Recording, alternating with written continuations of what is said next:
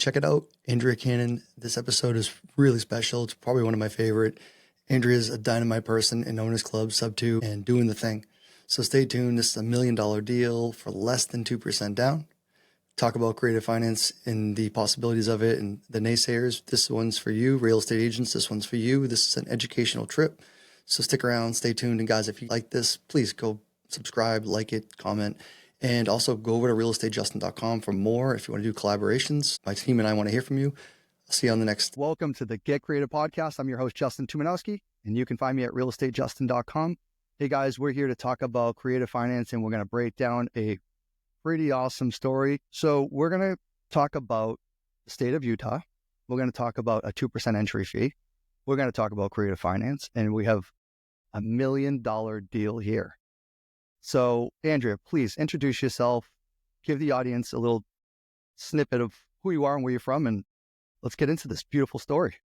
Yeah, so thanks so much for having me, Justin. I really appreciate it. My name is Andrea Cannon, and I am based in the Salt Lake area of Utah. And I joined SubTo actually back in 2023. And quick backstory intro to my real estate career. I had always wanted to do real estate. I actually brought real estate books me on my honeymoon when I got married back in 2015, but it wasn't the right time. My husband was finishing medical school, then he was entering residency. We felt just really unstable. We had student loans, we had all the things. And so after he was finally done with all this training and we felt like it was time, we settled down back in Utah. We loved being out here, and we at first just started buying houses the traditional way, right? And so we bought a duplex.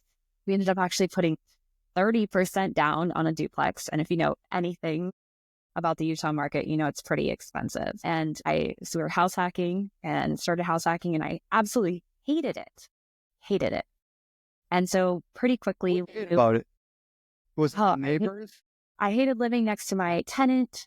I hated that it was just like a small duplex. Like, this is after my husband finished his surgery training in residency and in fellowship.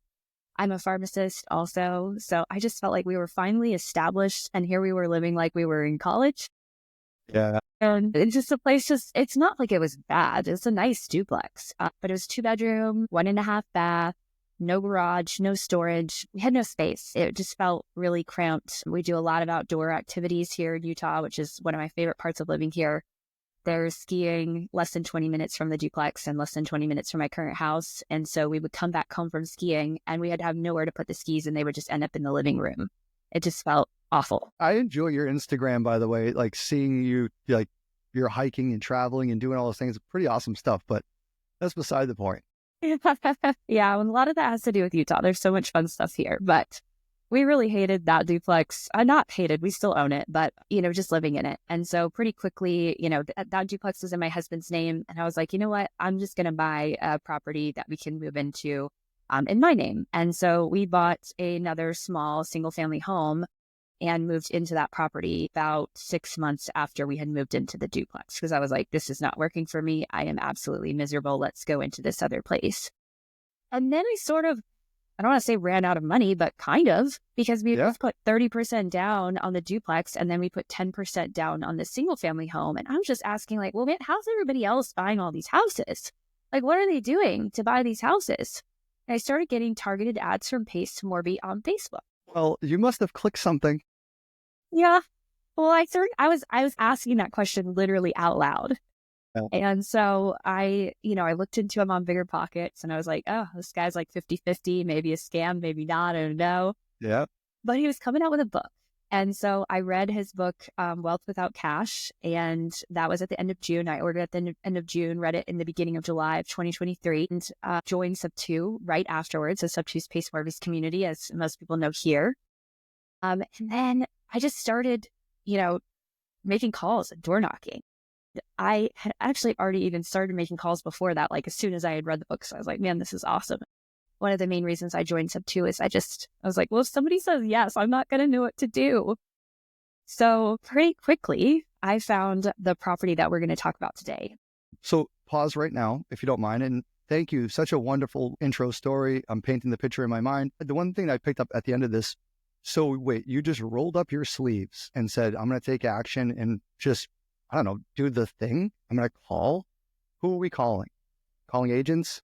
Yeah, so Pace has some really good videos on your avatar, and there's so many different ways to make money in real estate, and every single way is possible to make money, right? And so you really have to narrow your focus. And so because of that, because I'm a professional, right? I am a pharmacist, and I figured, hey, real estate agents are professionals.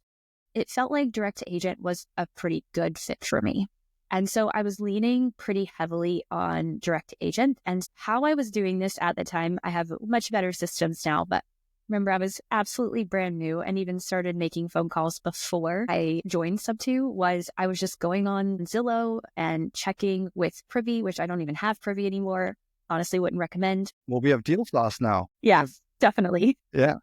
Deal Sauce for sure. And so I was going through and like double checking them and seeing like, okay, they've been on market for how long? Do they have a good interest rate? Could I make a phone call on them? And that's kind of was my process. So it was like a on Zillow, and then let me cross check it on Privy. Once again, don't recommend doing that. And then, making a phone call. And so I did that for about 2 weeks before I joined SubTo. And finally I sat down with my husband. I'm like, if somebody says yes, I really don't know what to do next. And so if I'm in this situation, I'm kind of wasting my time making these phone calls. I either need to join SubTo so that I know the next steps, or I need to quit making phone calls because I'm just wasting everybody's time with this because I have no idea what the next step is and I don't know who to reach out to about it. And so we made the decision that, let's join the SubTo community. Obviously, you did exactly what you went out to do. You said there's got to be another way. There's got to be a better way. You sought, you found, you took some action, and yeah, we fail forward and we do some things and we juggle and we bumble and we fumble.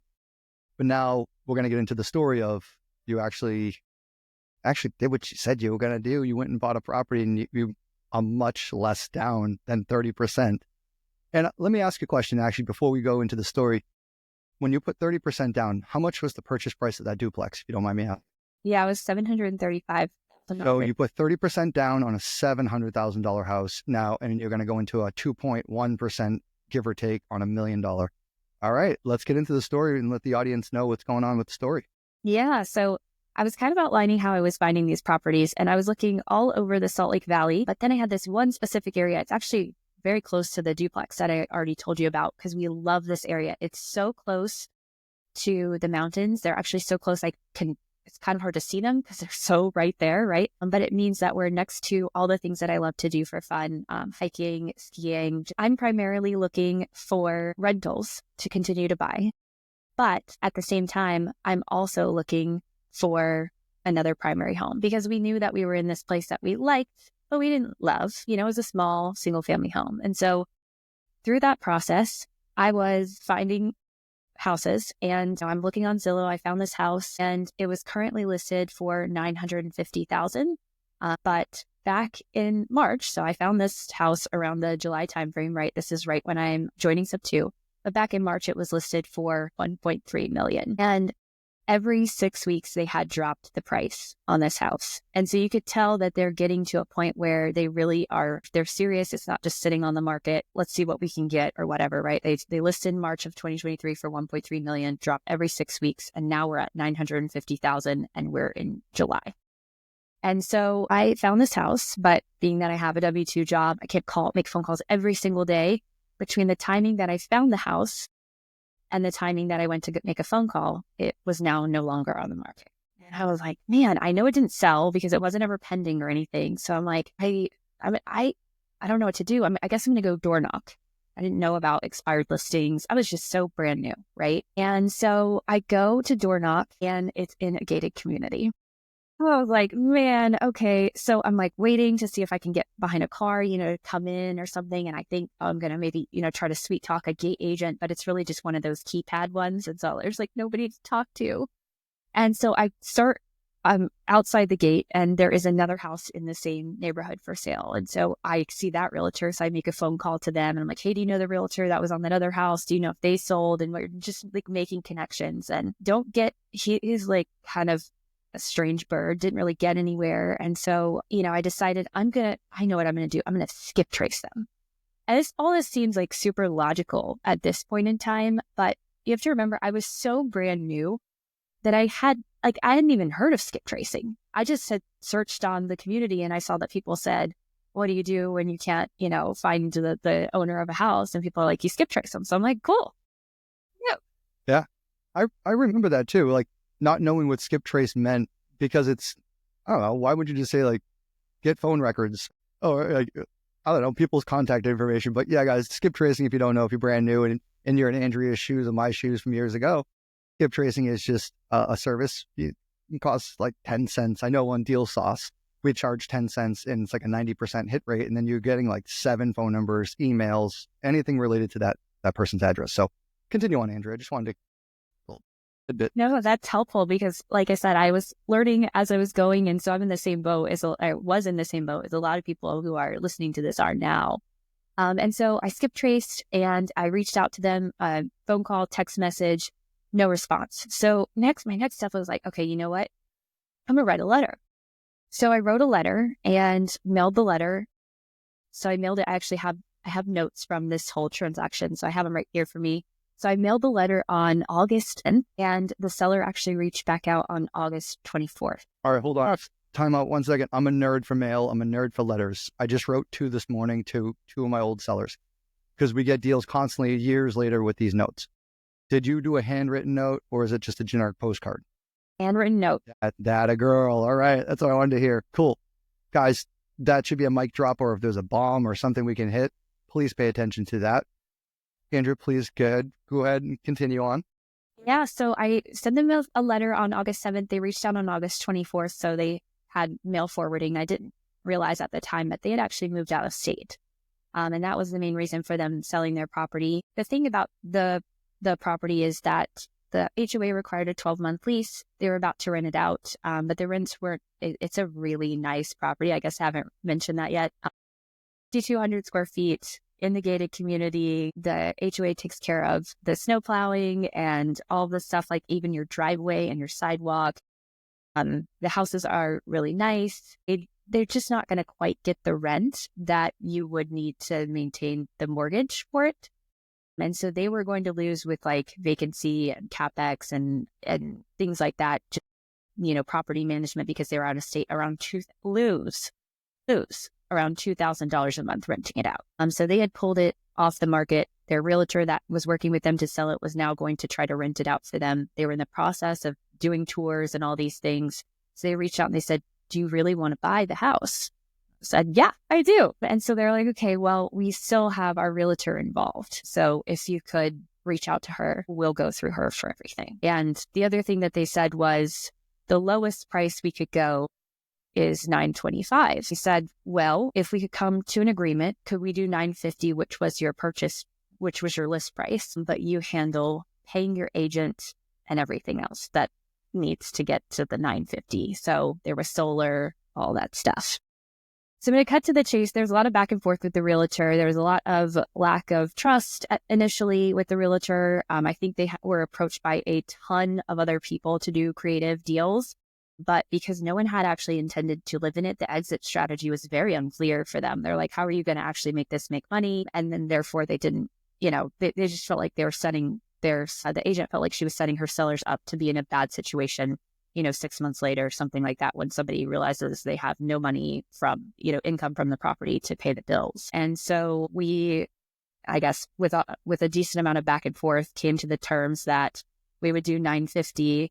The sellers would pay their agent on their own. The sellers would pay off the solar on their own. The sellers actually owed $957 on the mortgage, so they would pay the mortgage down to $950 before we took it over. So what we ended up doing was putting 2 months of payments in escrow, so that if we were, we were talking about building the trust. So we put those 2 months of payments in escrow so that they had them in case we were late. Then they could take those and start utilizing those while they foreclosed on us.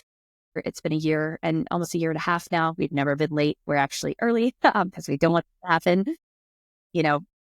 Building the trust was really key. And so we paid for those 2 payments in escrow. We paid some closing costs, paid a TC, and we paid for an inspection. And the total, which is a little bit more than the HUD showed that I sent you just because of those other fees that kind of came outside of it, was around $20,700. So they got no cash. They paid. Got no cash. They paid, but they were at a $2,000 a month loss if they rented it, but Yeah. they had it vacant. So what was their profession? I mean, could they have sustain this for a while? Or Yeah, so they were both professionals. I know she was a dentist and he was a vet or something like that. So two professionals where they were sustaining it, but who wants like we have a 3.49% mortgage that we offer, which is awesome. But given the housing price and the underlying mortgage, it's still around $5,200 a month. And so that's a lot of money to just be eating and sitting and waiting and all of those things. That's sure, kind of what they were having to do while they were waiting for it to sell, while they were doing that price drop from the 1.3, because they bought it for 1.1. But if you remember, like right at that 2023 timeframe, which is when we closed on this deal, we closed on October 10th of 2023.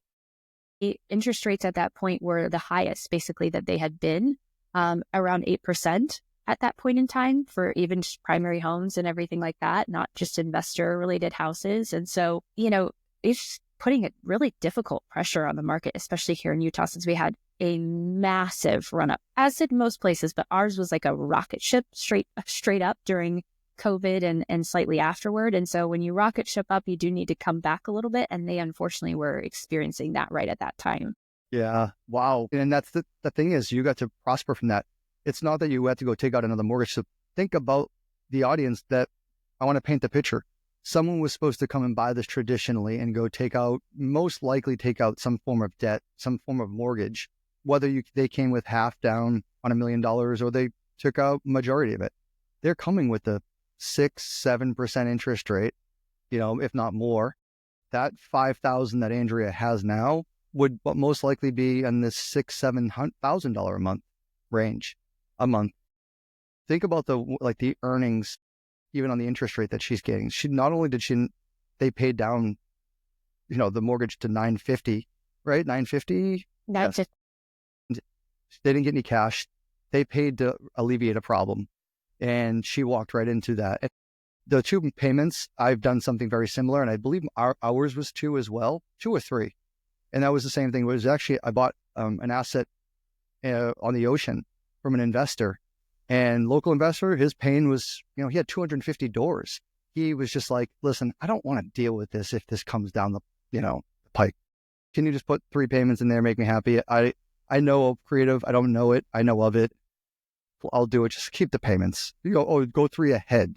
So they didn't even sit in escrow. I'm 3 always ahead. So I get that. And that's cool. If that makes you sleep at night, I will gladly do that. Just like you probably thought. I'm getting a beautiful interest rate. Yeah. And so that's included in the 20,700, right? And so that's money. So for the way ours is set up, is it's sitting in escrow for 3 years. And then at that point in time, if we're never late, then that money actually comes directly to us. So really, the entry fee is actually like 10,700 because that money is just going to come back to us at some point. We're just rolling back in. So I should have said 1% entry fee. You had like a VA loan on this without being the VA, like almost 0 down. Guys, that's insane. There's no balloon. No balloon, no. And so the only thing is that it's incredible. It's absolutely incredible. And we love the house too. I mean, it's just me and my husband. We don't have any kids. So we thought, this is way too big of a house. But we're right at the base of the mountain. So we've had multiple couples come over and stay with us for skiing and all at the same time for really fun, ski trip for them. And we have a hot tub and it's just all set up really nicely. So there's a lot of space. We don't use it all the time, but it's really nice to have. Dual income, no kids. I'm not going to say what the real saying is because that's not true, but that is so phenomenal. You're entitled to that. You deserve that. You and your husband both deserve that. And you deserve to get a beautiful interest rate and a beautiful house at a beautiful discount. And you helped someone out of a problem. And that's what no one understands. And the agent got paid. Definitely. They didn't get paid all right, think about this too. I don't know what the agent was negotiating, but guys, if an agent typically goes out and gets a rental, usually it's like the 1 month's rental fee. They'll take 1 month. That's their fee. Now, again, agents out there, please don't shoot me on the DMs or my comments. But let's say they were getting $5,000 of rent. They would have gotten paid $5,000 to find a renter. Now, I'm sure they got a lot more money than that from the sellers potentially, but really good. So what does present day look like now for Andrea? And what are you doing? What's the business look like? Are you still in the business? Or did you just get your personal residence and say, peace, I'm out of here? Yeah, definitely not that. I mean, once you kind of go creative, there's no way to undo it. It's like a light bulb or something, like a light switch where you realize after creative finance, and it's a whole new person. My best friend that's also in Utah was like, "Oh my gosh, you have to find me one." Immediately, 1 month later, we closed on a house for her with a 2.9% interest rate. And she now is one of my partners in SubTo and in the lending side of my business, and then continued wholesaling after that as well, and bought several more properties for investment purposes for myself here in Utah. And then, which I think is the most exciting thing, partnered up with several other people here in the community to do wholesaling together, because I was doing it kind of individually, and with my W-2 job and just other things that were going on, I could really only work on one deal at a time. And there was a lot of you do the prospecting and making the phone calls to the agents. I get one, then I have to stop making the phone calls so that I can go to the next step, right? And so I can figure out how to dispo and make sure all the contract is tidied up and passing it over to the TC and all that stuff. But there's still, some involvement. And I just wasn't able to continue now prospecting for more deals. So then I would close one, and then I'm like, to start all over again. The conveyor belt. Yeah. Guys, that's the conveyor belt that she's talking to. And although she has a W-2, that is a real thing inside of folks who think they're going to start a wholesale business, just a side note. And we call it the conveyor belt. And that's why doing the things alone and not having systems and teams and processes in there, because you take the ball and you run with it all the way down the field. Well, then, kickoff happens again. You got to do it all over again. And then you got to start the wheel back up, start the whole train, and then do the conveyor belt. So that's a good little pointer, I'd say, for the audience too, Andrea. So appreciate that transparency. Yeah. So we've been doing wholesaling mostly in Utah last year. And then this year we're pivoting and adding a couple new states and new areas, and as well as people that are making phone calls for us, and still primarily focused on actually direct to agent going forward. We'll probably add direct to seller here in a bit, but try not to do it all at once with adding the new states and everything. So if people are out there and they're looking to get their first deal and haven't gotten one yet, and you'd like to make phone calls, you're interested in direct to agent, I would love to connect with you. My Instagram is at Andrea F. Cannon, and you can send me a DM on there and we can talk about how we can maybe, work together. The other potential way is that same wholesaling group is now also adding some of our own co-living properties. So I've been buying properties individually, myself, and then me and my husband, but haven't bought any really with partners yet. And so my wholesaling team, the other people that are on it, also have some co-living properties already. And so we're going to start taking some of the ones in Utah down ourselves. And so we're looking for larger properties in Utah in some of the larger cities. It doesn't have to be the Salt Lake area specifically, but just as long as it's a larger city, the more bedrooms and the better. But the main thing we need is parking, because that is kind of one of the main hiccups and hurdles we run into with some of the larger properties is they're large, but they don't still have enough parking. So large properties with parking, we are definitely interested. So once again, hit me up on Instagram if you have one that you kind of are in the middle of a deal, or you don't quite know how to take it down. We'll help you out. We'll get you paid. And send me a DM, Andrea F. Cannon. A wonderful thing. Guys, you heard that. Andrea F. Cannon, and that's Cannon, please. Wow. And what about HOAs? And I don't know how many HOA communities are in Utah. I know there are different areas that have different HOAs. So have you run into any issues where, I'm sure the house that you're actually in, prestigious, probably obviously higher end. So a higher end clientele, higher end homes, higher end requirements, rightfully so. So they probably have, like you said, 12-month minimum lease agreements there in place. But for the most part, do you see 4 or 5 bedroom homes without HOAs? Yeah, so the newer homes, most of them have HOAs, and a lot of times those are the ones you're running into with, some of the lower equity, or maybe there's a reason that they need to sell SubTo. They don't have a lot of equity built up because they bought it just, relatively recently. So it really depends on the HOA. We will still look at it if it has an HOA, just because there are so many here in Utah. So I wouldn't rule it out, but obviously we need to take a deep dive on the CCNRs, and we also need to check for parking. Because as an example, my property that I'm sitting in right now, you're not allowed to park on the street, right? And so that's a pretty big barrier if we wanted to get a ton of people in this house. There's the space, right? We have tons of bedrooms, tons of space. I mean, we could feasibly, easily make this, if you just divided a couple of things, make this into a 10-bedroom property. But there's no way there's 10-bedroom property parking here. Yeah. You know what I mean? So still a big issue. So taking a look at the CCNR, seeing what they allow, we'd be willing to get creative with the ways that we're having maybe people be members or, you know, 0.001 owners. I know Pace has done some content on that. We haven't had to do that yet, but we would definitely be interested in pursuing that as long as the parking situation was okay. I love that. So as you heard that, co-living, first deals, Utah leadership is here. Andrea is a leader inside of the Utah communities. Not only is she a part of the SubTo community, she's part of another top tier, like a higher level owners club is what it's called. And Andrea, I'm probably going to see you at Squad Up Summit, and that's going to be in Texas in end of March. So if you guys are living under a rock, you're going to see Andrea at Squad Up Summit. I'll be there at Squad Up Summit. And again, I don't even know where we go. Just Google Squad Up Summit. You can't miss it. It's real estate's largest event of the year by Pace and Jamil. Andrea, anything else that we can bestow on this wonderful audience? Yeah, you just mentioned Squad Up Summit, and that was such an awesome event last year. I am so stoked to be heading back to that event. It was personally my favorite event of the year. The energy there was incredible. I felt like I had the opportunity to connect with so many awesome people, and that has really helped my business going forward as well. It also led me to Owners Club, which you mentioned also, which up a notch helped me get a significant amount of clarity with what I'm trying to do with my real estate business, and connected me with some really incredible human beings that are out there doing really cool things in real estate and so many different things as well, which is awesome. Right. So if you're thinking about attending Squad Up at all, I would highly recommend that you go.